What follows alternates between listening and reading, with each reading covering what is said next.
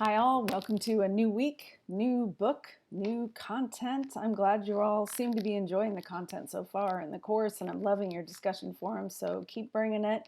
And I hope you're considering one thing to think about is if you approach some content that you've already maybe handled before or maybe already know about, always be thinking as a leader how you can bring the content to somebody else. So for example, with Cuddy's ideas, most of you did say that it had occurred to you that nonverbal communication certainly communicates something to everybody else, and we should be aware of that. But the idea that it is communicating something psychologically to yourself was new to you.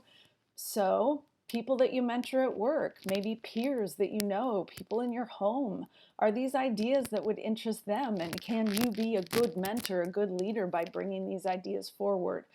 I want you training your brains to think this way about everything that you encounter. Never again should you be in a meeting that you are absolutely bored to tears, because you can step back and critique how the information is being delivered. You can imagine people in your life who may not be aware of this information, and it may be useful to them. So be thinking of our course content in that way. And please, in your discussion forums, let us know. A lot of you are saying, okay, I'm going to try this week. I don't always ask that specifically in the discussion forum, but know that there is space to let us know how it went. Not everything works every time, so keep us updated on how things are going, especially in this coronavirus time. I think it's so good to just be constantly updating each other on how your work's going, if things are changing for you. This is a good place to share that information. You're going to notice a little extra video in your lineup of things to do for this week. It's very short. I want you to watch it, and it's Exploring IQ. So it's actually something that I dug into a little bit more deeply in the most recent book that I published, looking into the history of the IQ test, why it is such a strong sense of who we are and what we're supposed to be. Now, I've not had my IQ tested, I've not bothered, don't really have an interest in it, and actually my research into it confirmed that. And I'll explain a little bit why. So to begin with, I am not a quantitative researcher. I'm not going to critique the test anywhere on those terms. I'm a qualitative person, which means I'm not one who looks into, well, did they get the right number of people? Are they taking the right variables? Do they have the right formulas? I'm not even going to venture into questioning that. I'm a student of culture. So what interests me is that, and you'll see this in the little tiny TED Talk that I gave you to watch, what interests me is that we took a test that had very good intentions to line up some sort of signifiers about a certain population so that we might help them more effectively. And we've taken it in directions that it was not intended to go.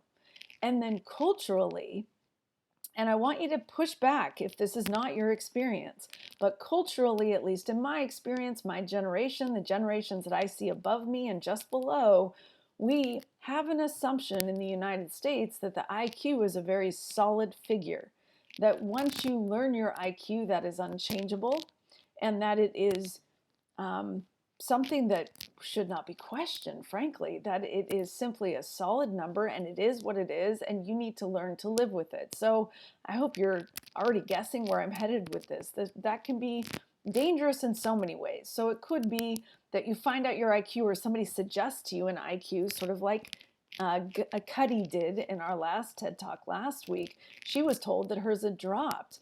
So obviously she knew hers already. She knew that she was intelligent, and she was living her life out of that. That can be good. It might limit her from stepping into some social realms or creative realms that she might otherwise, because she thinks, well, I'm exceptionally smart and therefore I have to go in this direction. Could that be limiting for those of you who are people of faith, God's plan for her? And then she finds out because of her accident that her score is down to, and so that redefines who she is. Oh my goodness, are we putting too much stock in a test that was created by humans and is effective for certain situations, but is not meant to fully define who we are and how we behave? So I want you thinking with me about, on a cultural level, how has this idea of IQ, everybody knows what that is. Most people I know have not actually had the test, but we all know what it is, and we all sort of guess, and then we maybe surreptitiously look up what the numbers should be and pray that we're somewhere where we feel comfortable being? Does it really matter? God has created each of us perfectly and individually. And I know he didn't make any errors on, oh, sorry, I gave you this many points and I'm going to give you this many points. Let's see how that plays out. He created you perfectly. He created you as intelligent as he possibly could for the beauty of who you are. And when we question that, when we wonder if we should not be better, we go one of two routes. Either we are always wondering if we're good enough, or we might go the other route and either we've taken the test and got a really good score, or somebody along the way told us something, and so we assume potentially that we're better or better intellectually than God really wanted us to focus, right? We're so much more than just our intellect. So why does our culture make that so much of the focus? So let's explore that together. And what does that mean as a leader? So in everything we do, there are really two different lenses, everything we do in this class. The first lens, as I said at the beginning of this talk, is your own lens. How do you receive this content? How have you received it in the past? Is that a correct receipt of the content? And might you change it looking forward? So considering IQ, how has that hit you? Has that been a hurtful place? Has that been a, I don't really think about it kind of thing? Is that a hopeful place? Is it something that maybe has boosted your egos in ways that it shouldn't? And then your other lens needs to be all of those around you. Because as we learned from Sinek and also from our last book that we read the last 2 weeks, we need to be looking here.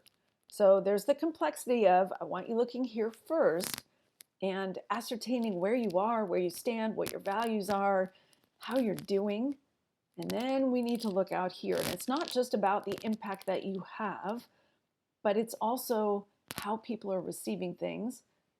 Are there people that you work with who work under this sort of, I always picture it as just a visible weight of thinking that they're not smart enough, they're not good enough? If you were to find ways to empower them, and sometimes it's not just stop that, there's more to it than that. You have to take a very specific thing that they've done and praise it and encourage it and offer them more that they would find is satisfying and is creative and energetic work, and just keep feeding into that until the weight lifts and is removed. We are not called to walk under that kind of a weight. And I do think that this IQ concept for the 20th century and 21st, and it extends just as fully into the 21st century, has weighted so many individuals to behave in ways or choose paths that they might not otherwise. And remember, it's two different directions. We can take it too far where we don't feel good enough, and we can take it too far the other way, where we walk around like this in situations that maybe we should just have a little humility. Your papers, I enjoyed reading them, and please take note in the syllabus that there is an option for revision on any paper that you write in this course, and any of the courses I teach.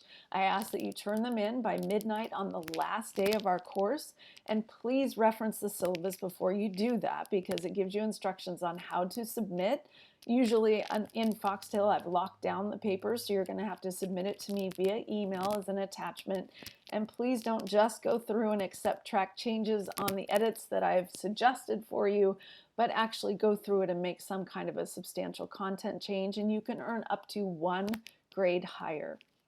Please note too that the edits that I'm making, this is not just because I have some kind of crazy brain where I enjoy tearing up people's grammar. I am working very hard to only mark errors. So the way that I see the English language is a lot like a math formula, hence the title of the book you see at the top of our Foxtail site about grammar. And when I see it and a 2 is missing, or you've added instead of multiplied, it's simply an error. And I can point you to the rule that is current right now in this month of 2020 that will be something that hopefully you can correct and become confident in. Commas, for example. There are only 6 rules, and once you know them, There's no reason that you should have a comma error, or if somebody suggests that you do, you should be able to go back to them and say, no, I really intended the comma there, and here is why. So I would love it if you would emerge from our course with a great confidence in your basic mechanics. So if I've marked something and you disagree or you don't understand why, don't hesitate. Send me an email. You can cut and paste that section, or if we need to have a quick Zoom conversation, I'm happy to, phone conversation, whatever it is. Don't sit there and either be crabby or wonder about it. Just ask me. I'm happy to help you with it. That's what I'm here for. And my goal for you is to end up with papers, and some of you did, that just have a great idea, good, excellent, all the way through, and there aren't any corrections. So that's your goal, is to have an error-free paper. If I can help, let me know. I'm here. I'm excited to hear your responses, and I see a couple of you have already posted to this week's discussion forum. Blessings on your week.